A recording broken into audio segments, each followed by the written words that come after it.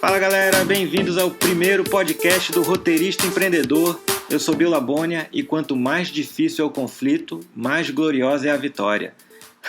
Hoje é o primeiro podcast do Roteirista Empreendedor e se você já acompanha o blog roteiristaempreendedor.com, acompanha a fanpage no Facebook, o canal no YouTube ou no Instagram, muito obrigado pelo carinho, pela confiança. Eu fico muito feliz em saber que o meu trabalho tem ajudado tanta gente a perseguir o seu sonho de escrever profissionalmente.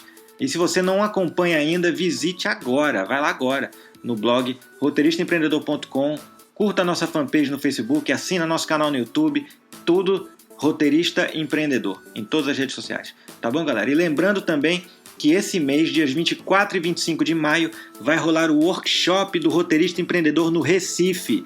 Vai ser um dia inteiro dedicado à criação de um roteiro de sucesso e à estratégia de comercialização dele. Tá bom, galera? Em outras palavras, resumindo, nós vamos aprender a criar e vender produtos audiovisuais com valor artístico e comercial, tá bom? Se você leva a sério a sua carreira e se você quer dar o primeiro passo na sua profissionalização, esse podcast é para você, tá bom? Para você que quer viver de roteiro, tá bom? E além do Recife, o workshop do Roteirista Empreendedor vai passar por mais 8 capitais do Brasil, entre elas São Paulo, Curitiba, Porto Alegre, Rio de Janeiro, Belo Horizonte, Brasília, Salvador e Fortaleza. E se você quiser saber a agenda completa, todos os detalhes para reservar sua vaga, que são limitadas, hein, galera? Não pode perder tempo. É só visitar o site da redhookschool.com. O link vai estar aqui na descrição do podcast no blog, ok?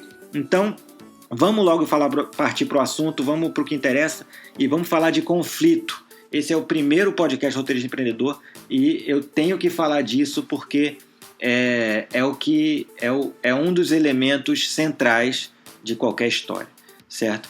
E eu não estou falando isso como roteirista, eu não estou falando isso como cinéfilo, eu estou falando isso como humano, como ser humano que de fato sou, né? O storytelling, a arte de contar histórias, vem desde as cavernas, vem desde os homens das cavernas que pintavam suas histórias nas paredes, E desde aquela época, eles já entendiam que uma história ela é dividida em 3 atos, Começo, meio e fim, Introdução, desenvolvimento, conclusão, No caso dos homens das cavernas esse sou eu cacei esse mamute e eu comi o mamute. Introdução, desenvolvimento, conclusão, entendeu? Aristóteles, ele conseguiu resumir, ele conseguiu juntar todos os elementos comuns em qualquer história, em qualquer drama, tanto que ele chama de os elementos do drama, isso não foi invenção de Hollywood, não foi nem invenção do cinema, para você ver o quanto isso já está entranhado no nosso DNA, Então Aristóteles identificou os elementos do drama, que para ele são plot, personagem, conflito, dicção, música e espetáculo, certo? Plot é a sequência de acontecimentos que move a história, não é? Então, o plot é como se fosse uma fileira de dominó, onde o primeiro dominó tem que cair para derrubar o segundo, que derruba o terceiro e assim sucessivamente. Isso é plot. Uma cena causa a outra. É causa e efeito, entendeu? Então, por causa dessa cena, a próxima aconteceu. Sem a cena anterior, a próxima cena não tem como acontecer, entendeu? Isso é plot, certo? Personagem, entendeu? Personagens únicos, personagens que tenham carisma, que causem empatia da audiência, com que as pessoas possam se identificar, entendeu? Personagens icônicos fazem filmes icônicos, entendeu? Tem muita gente que não vai se lembrar de Star Wars, por exemplo, mas muita gente vai saber quem é o Darth Vader, entendeu? Muita gente pode não ter assistido Duro de Matar, mas se você mostrar uma foto do John McClane, provavelmente muita gente vai reconhecer, entendeu? Personagens carismáticos, personagens verossímeis, eu vou falar de verossimilhança mais pra frente, mas aqueles personagens que eles parecem reais, mas não são, eles são personagens, entendeu? Conflito, olha aí, olha o nosso assunto de hoje aqui. nos elementos do drama. Conflito é o que move a história, entendeu? Sem conflito não tem história, entendeu? Sem conflito, a história do Homem das Cavernas seria: esse sou eu e eu comi. Não tem história, entendeu? Não tem conflito, não tem história. E aí, como Thomas Paine falou na frase que eu citei ali na abertura, quanto mais difícil o conflito, mais gloriosa é a vitória, entendeu? Então, você tem que entender que é você que vai fazer, você vai adicionar conflito, né, na vida no caminho do seu protagonista, para fazer com que a vitória dele tenha mais peso dramático, para que tudo isso valha a pena no final, para que não seja nada em vão, entendeu? Conflito, depois vem a dicção. Dicção é simplesmente a forma com que seus personagens falam, a forma como eles se expressam, né? A forma como você escreve os diálogos. Isso é a dicção, entendeu?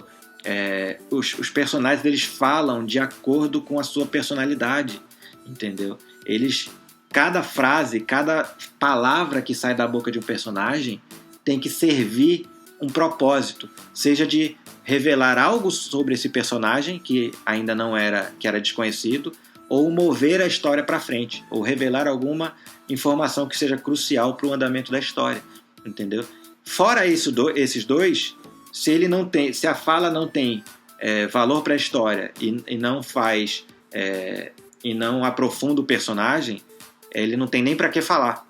Então, basicamente é isso, entendeu? Música, né? Trilha sonora fala muito sobre o seu filme. Trilha sonora vai definir o tom, vai definir o estado emocional do público que está assistindo o seu filme, né? A gente sabe que uma música de suspense deixa o público na pontinha da cadeira, tenso, né? Uma musiquinha de comédia relaxa as pessoas, deixam elas relaxadas, rindo, entendeu? Então a trilha sonora fala muito sobre você, muito sobre seus personagens e muito sobre a sua história, entendeu?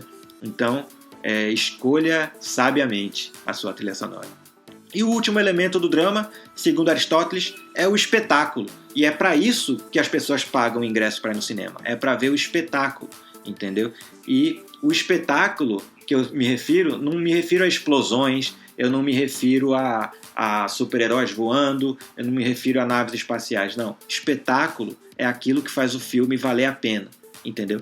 Pode ser um conflito pessoal do personagem principal, entendeu? Pode ser uma luta bem contida entre dois personagens, entendeu? Pode ser o relacionamento entre pai e filho, entendeu? O espetáculo do filme, quem vai dizer é você, entendeu? É a forma como você vai contar essa história, entendeu? Você pode pegar a mesma história e contar ela como um drama, como uma comédia, como um horror, entendeu? Como uma ficção científica, como uma fantasia, entendeu? Esse é o espetáculo, entendeu? Você vai pegar essa história e você vai transformar ela em algo espetacular, né? E uma das coisas que guia o cinema e que guia a mentalidade do roteirista é a seguinte frase: me dê o que eu já conheço, só que diferente, entendeu? Me dê o que eu já conheço, só que diferente. E é assim que o cinema vai progredindo, é assim que o cinema vai avançando hoje em dia, né? Quando a gente fala de histórias originais, entendeu? Muita gente, muitos escritores, muitos roteiristas muito mais sábios do que eu, por exemplo, o Blake Snyder, o autor do livro Save the Cat, que é essencial para todo mundo. Se você ainda não leu, procure e compre esse livro, que vale a pena ler. Ele fala muito sobre isso e ele diz que só existem 12 histórias. Existem 12 histórias que são adaptadas e reproduzidas e que vão continuar sendo adaptadas e reproduzidas para sempre, entendeu? E essas 12 histórias abrangem absolutamente tudo que já foi criado em termos de cinema, literatura, teatro, entendeu? E assim, pode parecer um choque para muita gente. Ah, não, mas tem muita história original, né? O que existem são abordagens originais, entendeu? O que existe é você pegar uma história que já existe, que já tem uma base que já foi comprovada de sucesso, entendeu? E você dar a sua abordagem a essa história, entendeu? Eu vou dar um exemplo também que eu falo muito para os alunos, eu falo muito para os meus clientes, né? Avatar, do James Cameron. Avatar saiu em 2009, foi 2009, saiu em 2009, certo? E revolucionou o cinema, ganhou 8 prêmios da Academia, entendeu? Inclusive melhor filme, entendeu? E foi aquele espetáculo, né? Com perdão do trocadilho, foi um espetáculo de filme. Só que aí muita gente apontou com razão, entendeu? Com razão apontou que o filme simplesmente não tem história. Na verdade tem, mas é uma história reciclada, entendeu? É uma história que todo mundo já conhece, entendeu? Então, o que aconteceu é que muita gente passou a atacar o filme justamente pela sua falta de história. Eu entendo perfeitamente quando a pessoa critica Avatar e diz: ah, mas eu já conheço aquela história, eu já vi aquilo antes, né? Aquilo não foi nada de novo, entendeu? Realmente, se você parar para pensar, Avatar é Pocahontas, Avatar é O Último dos Moicanos, Avatar é Dança com Lobos, entendeu? E o que esses 4 filmes, Pocahontas, Avatar, O Último dos Moicanos e Dança com Lobos, além de ser dos 4 filmes terem exatamente o mesmo roteiro, a mesma história, o que mais eles têm em comum, entendeu? Todos eles foram premiados e todos eles ganharam Oscar, entendeu? Então, isso serve para mostrar justamente que o significado da frase, me deu o que eu já conheço, só que diferente, entendeu? O Avatar é a história da Pocahontas com a abordagem do James Cameron, entendeu? Ele teve a capacidade de pegar uma coisa comum, uma coisa que já existe, e transformar em uma coisa espetacular, entendeu? E isso é um mérito inegável do James Cameron, entendeu? Ele é um diretor de espetáculo, entendeu? Ele consegue passar a mesma mensagem que outro diretor iria passar, mas de uma forma espetacular. Não é à toa que ele pegou a franquia Exterminador do Futuro, que era um filme B, meio gore, né, baixo orçamento dos anos 80, e transformou o Exterminador do Futuro 2 em um super blockbuster. Foi o primeiro filme a ter mais de 100 milhões de dólares de orçamento, entendeu? Então, precisa de um cara muito visionário para pegar uma franquia de filme B, para pegar uma franquia de filme baixo orçamento e transformar em blockbuster, entendeu? E transformar em espetáculo, entendeu? Trazer aquela ficção científica roots, né, hardcore do Exterminador do Futuro para o grande público e começar a fazer dinheiro com aquilo, entendeu? George Lucas, por mais que eu não goste dele como diretor, entendeu? O George Lucas foi um cara muito visionário, né? Na época que ele fez Star Wars e ele escolheu não receber nenhum tostão de cachê, não receber salário para dirigir o filme, a única coisa que ele pediu foi o direito dos royalties, de poder fazer produtos licenciados de Star Wars, entendeu? E graças a ele, hoje em dia, nós temos filmes como Transformers, que é filme feito para vender brinquedo. Olha que inversão de valores que aconteceu, entendeu? Antes todo mundo achava que era uma perda de tempo você botar um bonequinho do Luke Skywalker para vender. Quem é que vai comprar, né? As pessoas querem ver o filme, ninguém quer comprar o boneco, né?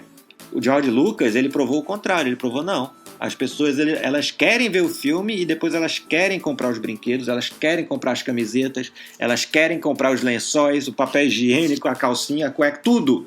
Tudo que tiver a cara do Chewbacca, eles vão querer comprar, entendeu? E é isso, precisa de um cara muito visionário, né? Para poder realmente pegar uma coisa que já existe, uma coisa comum, e transformar numa coisa espetacular, né? E tudo que a gente assiste gira em torno do conflito, galera. Entendeu? Tudo, absolutamente tudo. Tudo que você liga, o jornal que você abre para ler, a novela que você assiste, a peça de teatro que você vê, as histórias em quadrinhos, os livros que você lê, tudo gira em torno de conflito. Porque é assim que a mente da gente vê as jornadas, né? A história, para ela ser válida, ela precisa ter conflito. Ela precisa ter uma superação em si. entendeu? Sem conflito não tem história, né? Foi aquilo que eu falei, entendeu? Então, a partir do momento que a gente entende que tudo gira em torno de conflito, a gente consegue entender perfeitamente a frase do Thomas Paine, que quanto maior o conflito, maior a vitória, entendeu? Um conflito pequeno, a vitória é pequena, entendeu? Mas o cara que arriscou a vida e arriscou tudo pelo que ele queria, no final aquela vitória tem muito mais peso dramático, tem muito mais carga dramática, entendeu? E aí a gente entra bem no nosso ofício, né, de roteirista, né? Como é que a gente adiciona conflito? Como é que a gente adiciona essa carga dramática no filme, né? E a resposta é bem simples, na verdade. Você tem que fazer a vida do seu herói miserável. Você tem que transformar a vida do seu protagonista numa luta diária, matar um leão por dia, entendeu? Ele tem que comer o pão que o diabo amassou, entendeu? Porque quanto mais ele sofrer, quanto maior for o conflito dele, maior vai ser a vitória, mais peso dramático vai ter a vitória dele, né? Mas aí vem o outro lado, né? Você não adiciona conflitos adicionando mais ninjas, né? Um professor meu na faculdade uma vez me falou essa frase, né? Você não adiciona conflitos adicionando mais ninjas. Isso significa que se o seu herói, em determinado momento, ele enfrentar um ninja, na próxima cena, se você quer aumentar um conflito, você não pode botar ele para enfrentar 10 ninjas, entendeu? Você não aumenta o conflito aumentando o número de ninjas que ele enfrenta, entendeu? Você aumenta o conflito diversificando os tipos de desafio, entendeu?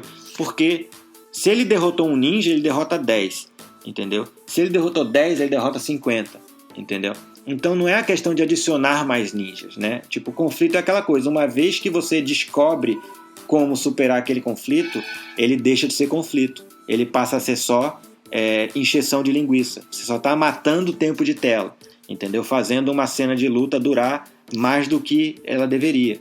Por quê? Porque você está botando o protagonista para lutar contra 10 ninjas, entendeu? Quando, na verdade, se você botasse ele para lutar contra um ninja e fizesse essa luta valer a pena e fizesse a vitória dele contra esse um ninja, vida do suor e vida do sangue dele, esse um ninja ia ter muito mais peso dramático do que simplesmente o cara desmaiando ninjas com um único chute, 10 de cada vez, entendeu? Então, não evite adicionar mais ninjas, entendeu? Não é o conflito, você apresenta o conflito, o protagonista ele vai ter que buscar a solução do conflito, entendeu? E aí quando ele entender, quando ele achar essa resposta, ele vai apostar tudo para resolver o conflito, entendeu? Então, sempre tem que ter isso em mente, né? Como é que a gente vai aumentar o conflito? Botando obstáculos na frente do nosso protagonista. Mas não é a quantidade de obstáculos, é o valor, é o que esses obstáculos representam, entendeu? Então, por exemplo, um filme recente que falhou, na minha opinião, em apresentar um conflito genuíno e deixou muita gente irritada, foi Batman vs Superman, entendeu? Eu, inclusive, depois que eu saí do cinema e depois que passou aquela primeira impressão, que passou aquele...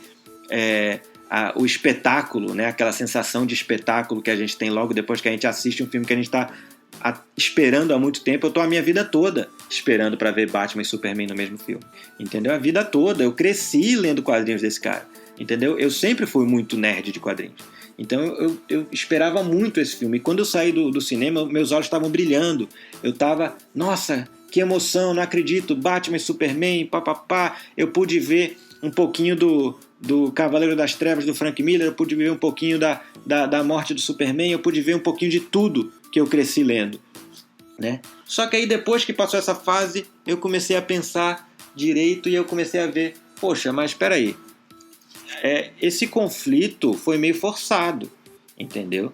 Por quê? Porque não faz muito sentido, entendeu? As coisas acontecerem do jeito que acontecem, entendeu? E aí eu comecei a pensar melhor e eu comecei a ver que a falha foi justamente isso, entendeu?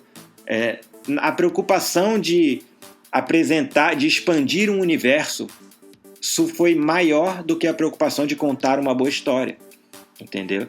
Então o filme, muitas vezes, ele ficou picotado, entendeu? Com um ritmo muito frenético, entendeu? Não dá tempo de você absorver uma cena que você já pulou para a cena seguinte com outro personagem fazendo outra coisa e você não consegue nem manter o controle, né? Saber o que está acontecendo, né? E muitas storylines, muita coisa acontecendo ao mesmo tempo que eles não souberam amarrar tudo, entendeu? E eu vou dar um exemplo, por exemplo. Todas as cenas da Lois Lane no filme, entendeu? O filme começa com a Lois Lane, o que eu já acho um desaforo, entendeu? Eu adoro a Amy Adams, ela é uma excelente atriz, é linda, entendeu? Gosto dela como Lois Lane, entendeu? Mas o filme é Batman vs Superman, entendeu?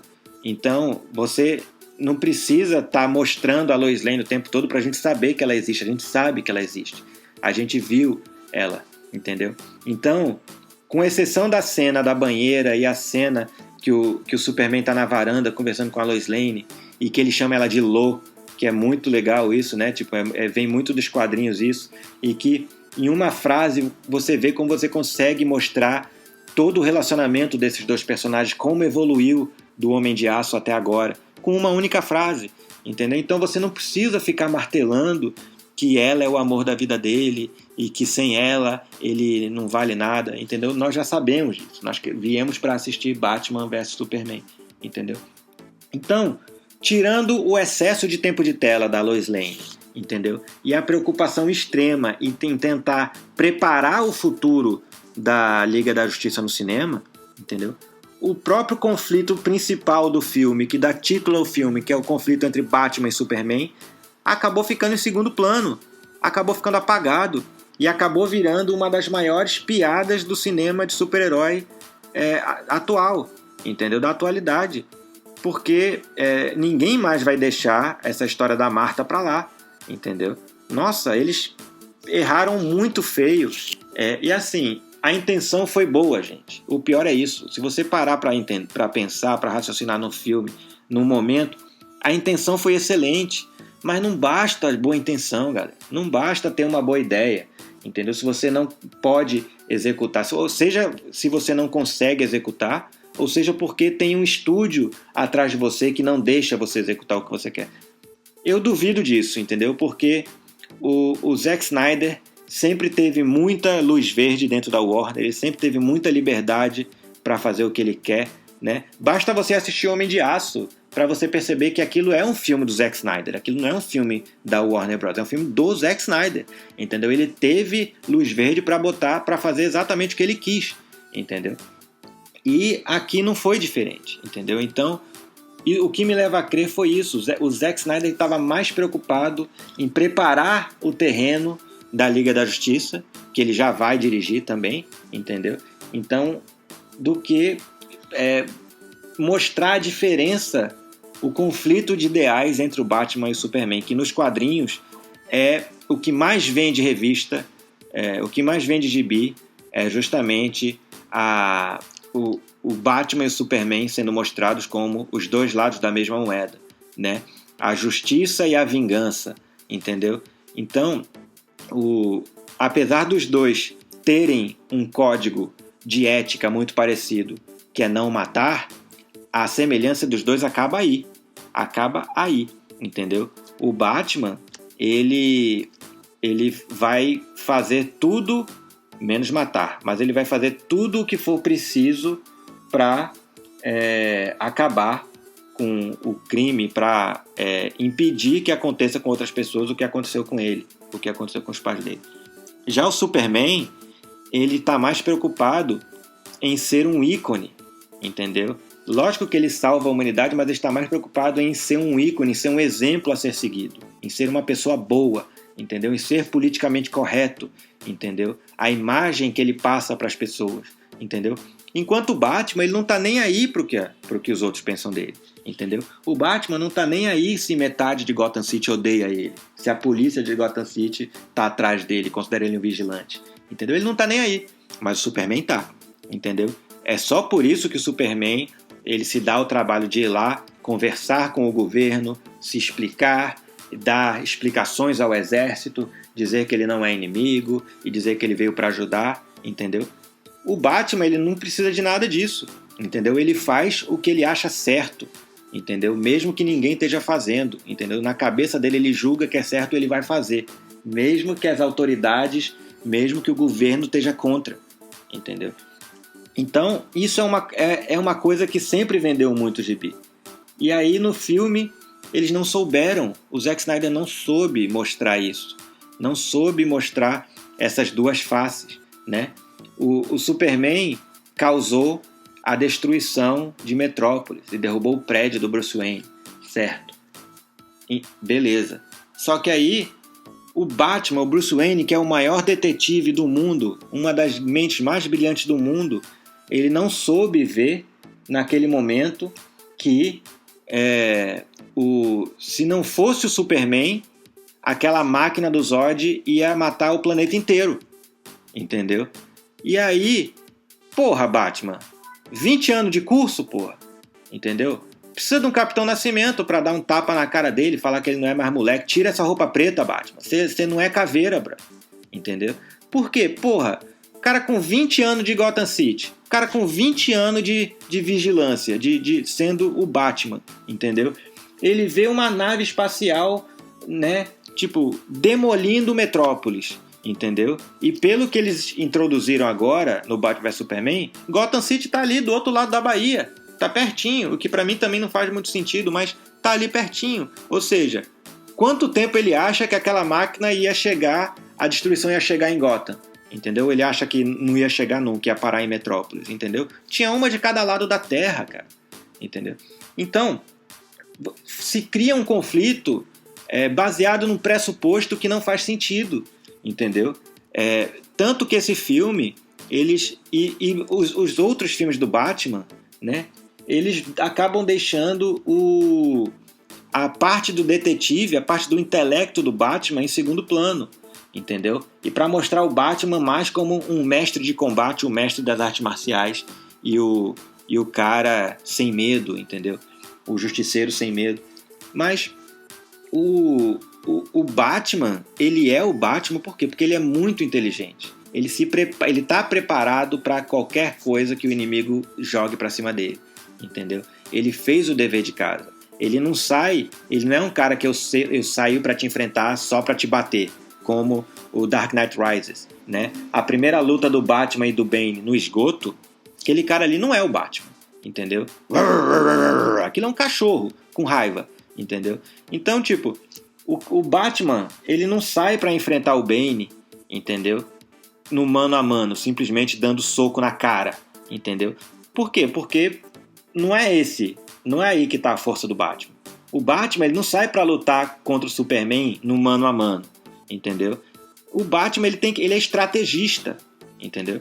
E aí o Batman, ele falha em ver a estratégia do Superman, ele falha em ver que o Superman tá tentando ajudar, e ele falha em buscar, em como o grande detetive do mundo, ele falha em achar outros métodos métodos mais eficazes de conseguir chegar até o Superman. Como, por exemplo, ele sabe que o Superman é Clark Kent, entendeu? Isso fica bem claro no diálogo deles na festa, entendeu? Quando ele solta as indiretas lá pro Clark dizendo eu e Gotham temos uma história com palhaços, as pessoas, os freaks dressed like clowns, né? Tipo, os malucos vestidos de palhaço, né? Ele sabe que o Clark é o Superman. E ele tem que saber, por quê? Porque ele é o Batman, entendeu? Ele é o Batman, ele tem que saber, ele é o maior detetive do mundo, entendeu?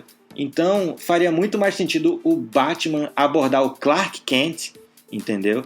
Do que abordar o Superman, entendeu? Chega pro Clark Kent e fala, olha só, eu sei quem é você, entendeu? E eu quero trocar um lero com você, vem cá.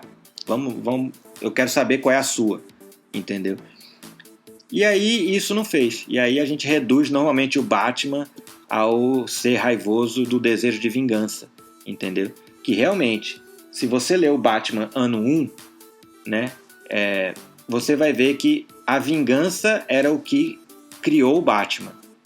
Mas a justiça que faz com que o Batman continue a ser o Batman, entendeu?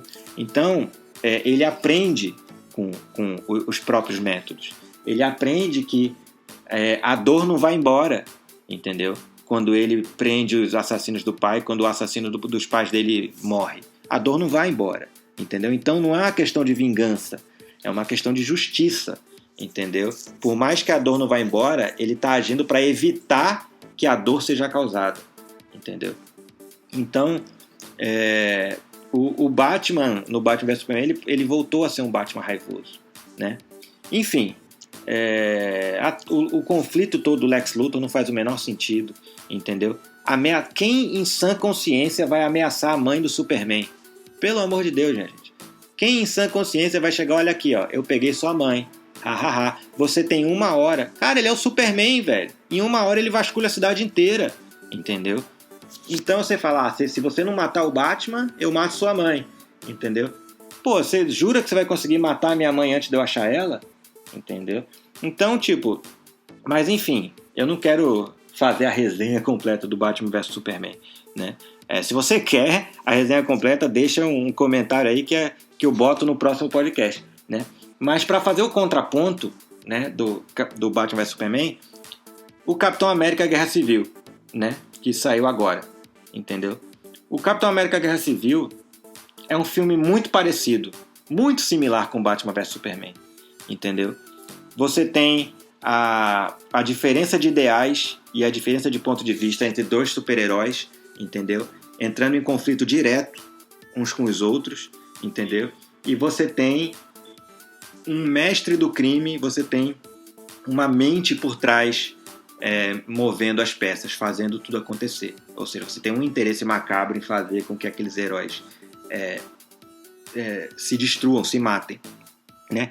Muito parecido, o plot é muito parecido, a história é muito mais parecida, mas a narrativa é totalmente diferente. Porque Capitão América consegue o que Batman vs Superman não conseguiu, entendeu? Ele consegue ser um filme, entendeu? Ele consegue fazer sentido. Ele é um filme que depois que você assiste, você consegue entender a motivação de cada personagem. Por que cada personagem fala o que fala, sente o que sente e está do lado de quem está, entendeu? Tudo é muito claro o que o Homem de Ferro quer, o que o Capitão América quer. Por que a galera que concordou com o Homem de Ferro concordou e por que a galera que concordou com o Capitão América concordou, entendeu? No final, o clímax do filme, entendeu? A revelação final do filme faz sentido e você entende os 2 lados da história, não tem para quem torcer, entendeu? Você tá vendo os seus melhores amigos brigando por causa de uma mulher que não vale nada, entendeu? É mais ou menos por aí, entendeu? Ou você tá vendo as suas amigas brigando por causa de um cara que não vale nada, entendeu? É a mesma coisa, entendeu? Tipo, não dá pra você escolher lado, entendeu? Os 2 têm motivos pra estar lutando, né? Todo mundo tem motivo pra fazer o que tá fazendo, entendeu? E não adianta dizer que Batman vs Superman tinha muitos personagens e muita coisa acontecendo, tinha que botar o Aquaman, tinha que botar o Flash, tinha que botar o Cyborg, tinha que botar a Mulher Maravilha. Cara, Batman vs Superman não tem mais personagens que Guerra Civil. Não tem, entendeu? Não pode ser desculpa isso que a gente só teve 2 horas para contar essa história toda, então ela fica meio truncada. Não fica. Olha o filme dos Irmãos Russo, caralho. Não fica truncado, entendeu? Fica truncado se for mal executado, entendeu? Se você der... eu compartilhei no Facebook alguns dias atrás a entrevista com os roteiristas de Guerra Civil na IGN. Então, procura lá na fanpage do Roteirista Empreendedor no Facebook que você vai achar. E eles falam uma coisa muito interessante lá. Eles falam que como é que eles lidavam com tantos personagens. E a resposta foi simples. Os personagens aparecem na hora e no momento em que a história precisa deles. Acabou, entendeu? Então, o Homem-Aranha, ele só aparece na hora que a história chama ele, entendeu? O Pantera Negra, ele só aparece na hora que a história chama ele, entendeu? Então, ele não tem a necessidade de estar introduzindo todo mundo, apresentando todo mundo, né?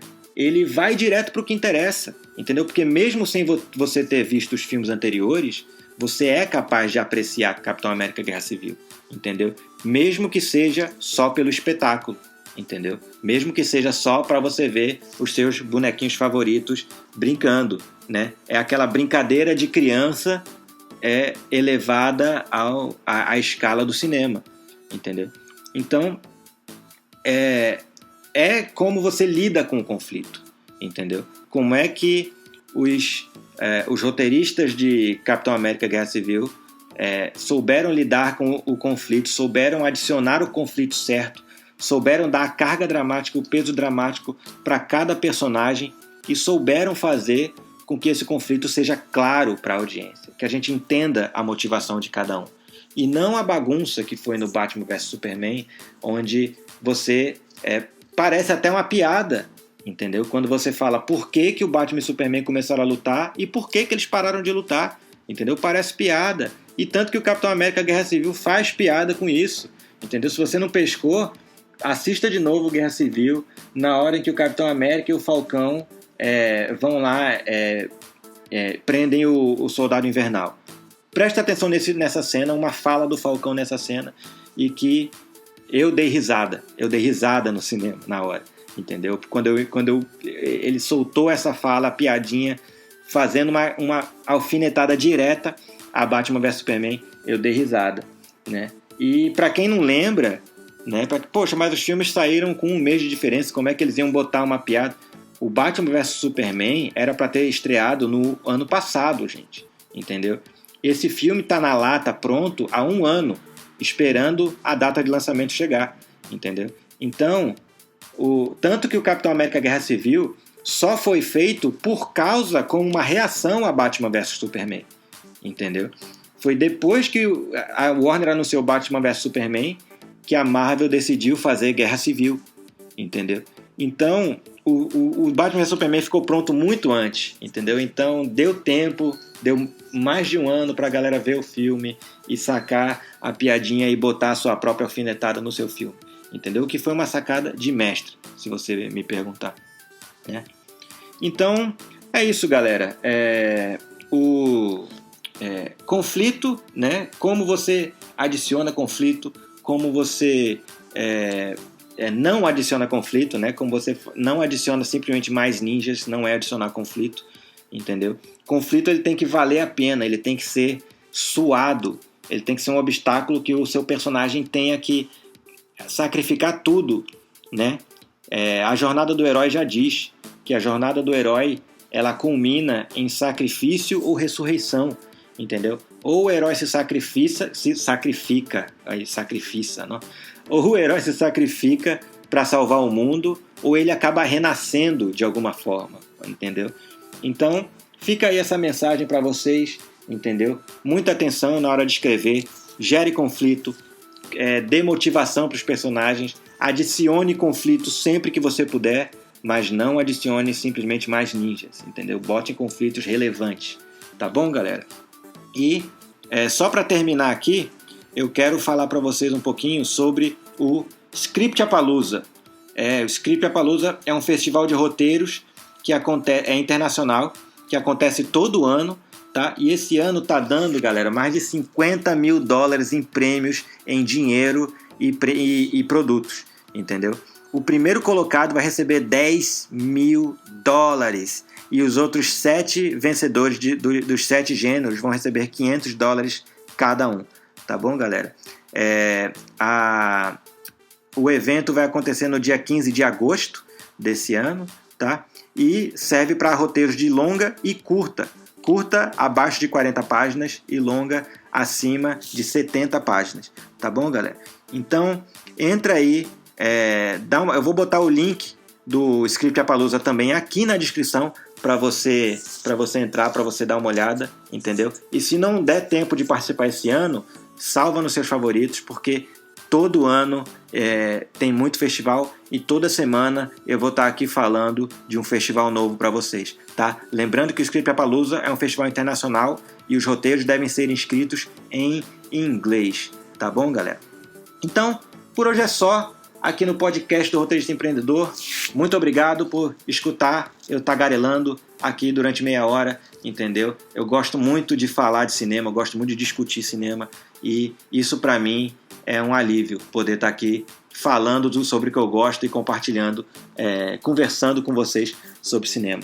Tá bom, galera? Então, deixe o seu feedback, deixe o seu comentário se você curtiu, compartilha, vamos bombar o Roteirista Empreendedor, que eu vou estar trazendo toda semana conteúdo relevante para a profissão, um pouquinho de mercado, um pouquinho de entretenimento, né? Enfim, vamos falar de cinema e vamos falar dos festivais também, tá bom, galera? Porque um dos objetivos do Roteirista Empreendedor é não depender de ninguém, entendeu? Não fique esperando uma oportunidade cair do céu, não fique esperando alguém abrir as portas para o sucesso para você, porque ninguém vai fazer isso. Ninguém vai pegar você pela mão e te levar até o sucesso.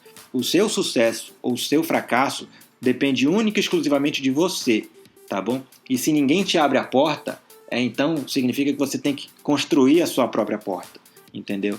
Construir a sua própria porta para você poder abrir, atravessar e ir para o outro lado. Porque a partir do momento que você é lido e a partir do momento que você ganha um prêmio, que você é premiado em um festival ou indicado, entendeu? Você para de estar do lado de quem bate e as pessoas vão começar a bater na sua porta, entendeu? Então, é muito importante que você tenha o seu trabalho lido pelas pessoas certas, entendeu? E inscreva o seu trabalho em festivais, né? Esteja sempre conversando com outros roteiristas, com os outros escritores, né? Busque feedback, procure sempre estudar, procure sempre se atualizar, porque o mercado muda todo dia, a gente tem que estar ligado todo dia, e o mercado ele é muito claro no que ele quer. Ele está todo dia dizendo para a gente o que ele quer consumir, e a gente só precisa saber escutar, saber falar a própria língua. Tá bom, galera? E se você quer saber mais sobre o Roteirista Empreendedor, entra lá no site www.roteiristaempreendedor.com, tá? Curta a nossa fanpage do Facebook, assine nosso canal do YouTube, tá bom? Muito obrigado pela audiência, muito obrigado pela paciência, tá bom, galera? Eu sei que eu falo muito, eu sei que às vezes eu me empolgo, mas é justamente por isso que eu resolvi fazer esse podcast, porque aí dessa vez eu posso realmente me empolgar e ficar falando aqui sem ficar preocupado com tempo de vídeo, tá bom, galera?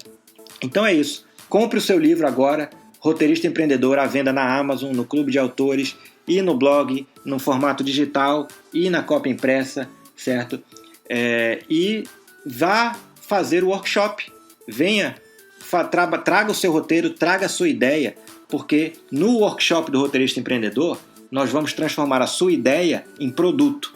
Você vai entrar lá com uma ideia e você vai sair de lá com um produto. Não só um produto, você vai sair de lá com conhecimento para aplicar aquelas estratégias em todos os seus próximos produtos, entendeu? A ideia não é vender um roteiro, a ideia é vender um roteirista. A ideia é criar um profissional e criar uma carreira, tá bom, galera? Então, eu espero todo mundo no Roteirista Empreendedor, no workshop do Roteirista Empreendedor, nas capitais do Brasil, no site da redhookschool.com, o link vai estar aqui embaixo, tá bom, galera? E um grande abraço para vocês, tá bom? E deixa aí o seu comentário, se você gostou, não gostou, sobre o que você... Se você tem dúvida, mande a sua dúvida, que a gente vai discutir e conversar ela aqui no podcast do Roteirista Empreendedor. Valeu, galera? Então, um beijo grande para todo mundo e tchau!